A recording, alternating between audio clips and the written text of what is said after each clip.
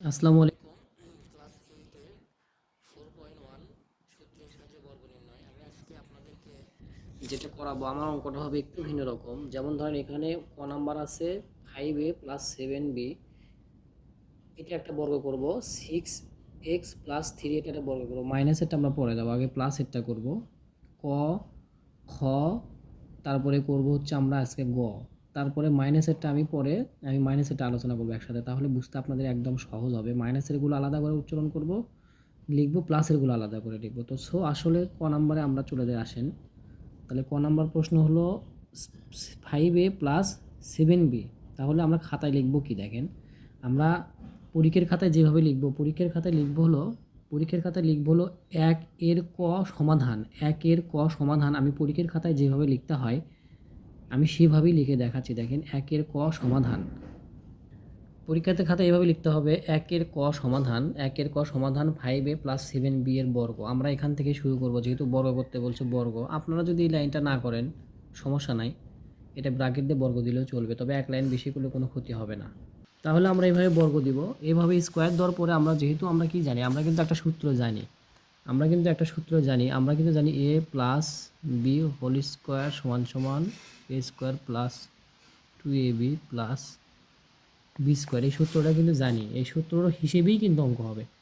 এই সূত্র না জানলে আপনাদের অঙ্ক হবে না। তো এই সূত্র অনুযায়ী যদি অঙ্ক হয়, তাহলে আমাদের যেহেতু এটা আমার এ, এটা আমার বি, তাহলে আমার এ স্কোয়ার প্লাস 2, এটা আমার এ, আমরা এখানে ইনটু দিব, এটা আমার বি, হ্যাঁ, প্লাস 7b। ব্র্যাকেট দিলে সুবিধা হয় কি, পাওয়ারটা বুঝতে সুবিধা হয়, ব্র্যাকেট দিলে সুবিধা হয় এই জন্যই।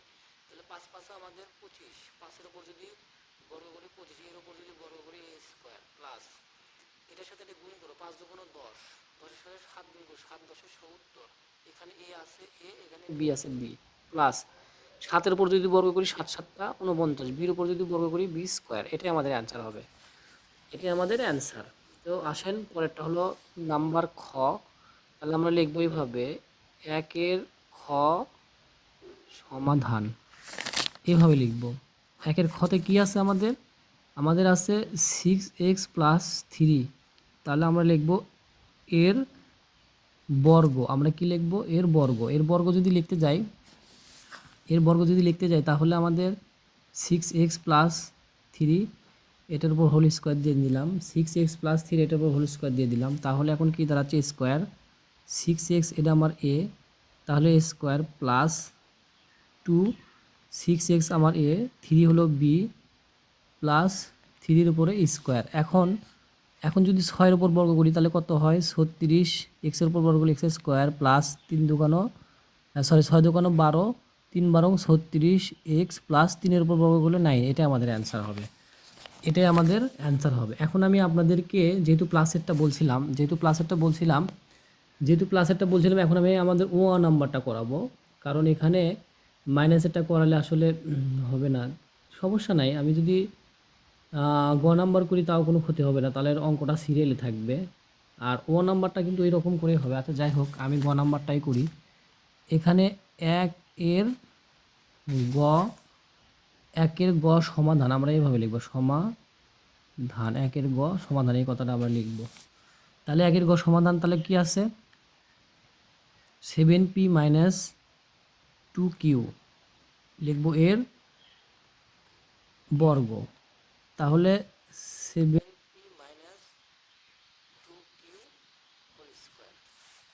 তাহলে ওই যে স্কোয়ার মাইনাস বি স্কোয়ার সূত্র, A plus B, A minus B whole square সূত্র কি, A square minus 2 plus B square. তাহলে আমরা লিখি 7p, এটা যদি স্কোয়ার হয় মাইনাস তো ঠিকই হবে, 2 নিয়ম অনুযায়ী 2 হয়। 7p এটা আমার এ, 2q এটা আমার বি, তাহলে প্লাস 2q হোল স্কোয়ার।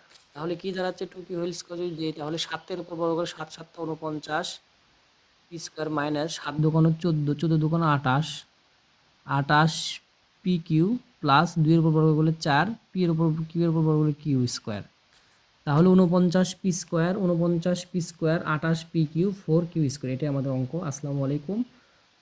আজকে হলো আমি 3টে অঙ্ক দিলাম সিরিয়ালে, 3টে 3টে করেই দিব, পার্ট বাই পার্ট। একসাথে এতগুলো অঙ্ক দেওয়া যাবে না, আপনাদের একটু ধৈর্য হারা হয়ে যাবেন। আসসালামু আলাইকুম, সবাই ভালো থাকবেন ইনশাআল্লাহ।